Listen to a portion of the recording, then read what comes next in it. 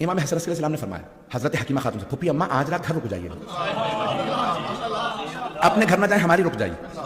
کہا بیٹا جیسا آپ کا حکم, میں پھپھی ہوں لیکن جانتی ہوں آپ امام وقت ہیں, رک جاؤں کوئی خاص کام یا اعمال کے لیے روک رہے ہیں؟ کہا پھپھی اماں آج 12ویں کی آمد ہے, توجہ 12ویں کی آمد ہے.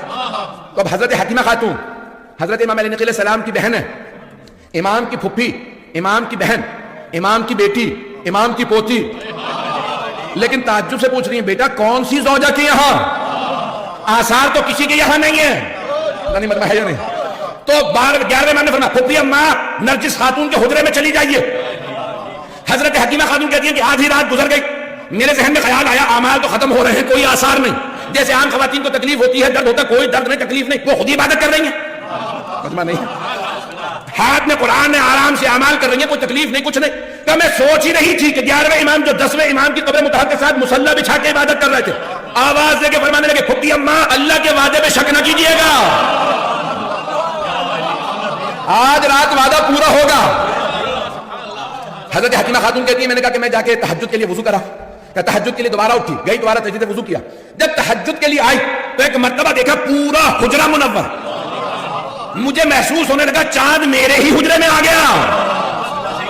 اچانک میں نے دیکھا روئے زمین پہ ایک بچہ سر پہ سجود ہے اور کہہ رہا جا الحق, حق آ گیا.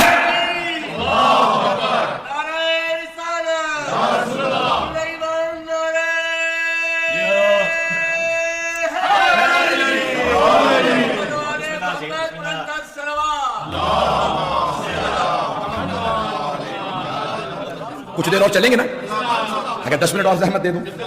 اجان گرامی ایک مرتبہ حضرت حکیمہ خاتون فرماتی کہ میں نے دیکھا کہ بچہ سر پہ سجود ہے, تمام آلائشوں سے پاک, جیسے عام بچے ہوتے ہیں ویسا نہیں, پاک و پاکیزہ, ناف بریدہ, پتہ نہیں لوگ ہیں یا نہیں, کہ ہر طرح سے پاک ہے. میں نے بچے کو آغوش میں لیا, سلام کیا, بچے نے فصیح و بلیغ عربی زبان میں جواب دیا پھپھی اماں آپ پہ بھی سلام.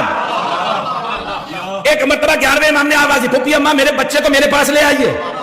ہم ایک مرتبہ صحن میں لے گئے, جیسے ہی میں نے 12ویں کو 11ویں کی آغوش میں دیا تو حضرت حکیمہ خاتون کہتی ہیں کہ چاروں طرف سے نور کے پرندے صحن کو گھیرنے لگے اور پورا صحن منور ہو گیا.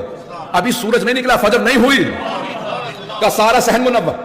11ویں امام نے ایک مرتبہ 12ویں سے کہا سلام ہو بیٹا آپ پہ, اے میرے لخت جگر آپ پہ سلام. تو وہاں پہ بی بی فرماتی ہیں کہا کہ ایک مرتبہ 12ویں امام نے 11ویں کو دیکھا, کہا سلام ہو میرے جد رسول اللہ پہ, سلام ہو میرے دادا علی مرتضیٰ پہ, سلام ہو میری دادی زہرا پہ, سلام ہو میرے اجداد حسن و حسین پہ. کہ ایک ایک امام کا نام لیا, پھر کہا بابا آپ پہ سلام. کہ چاروں طرف سے وہ جو سارے کے سارے نور کے پرندے تھے اٹھ اٹھ کے آنے لگے. ایک پرندہ دیوار پہ بیٹھا تھا مسجد کی, بار بار آ کے دائیں کان میں کچھ کہتا تھا. میں گھبراہٹ کے اندر نرجس خاتون کے در کے حجرے کے سامنے, یعنی حجرے کے دروازے کے سامنے کھڑی تھی, کہ 11ویں امام نے مسکرا کے کہا پھپھی اماں پریشان نہ ہو, یہ ملائکہ ہیں, یہ فرشتے ہیں جو 12ویں کو سلام کرنے آئے, اور وہ جو دیوار پہ بیٹھے ہیں بار بار کان میں کہتے ہیں وہ جبرائیل علیہ السلام ہیں.